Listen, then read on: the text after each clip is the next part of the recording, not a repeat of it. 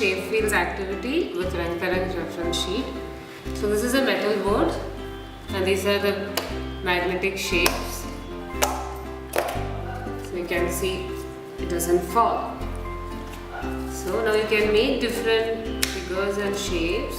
You can take a reference from this Rantaran sheet and you can make different shapes as shown in the picture.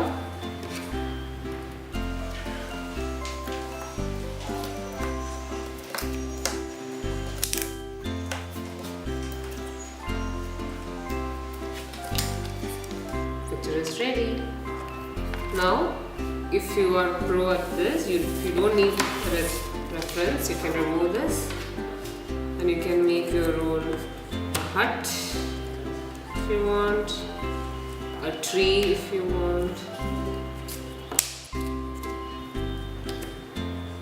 You can keep a star, keep a moon, you can keep a road. You can make mountains, you can make mountains. So like this you can create so many images.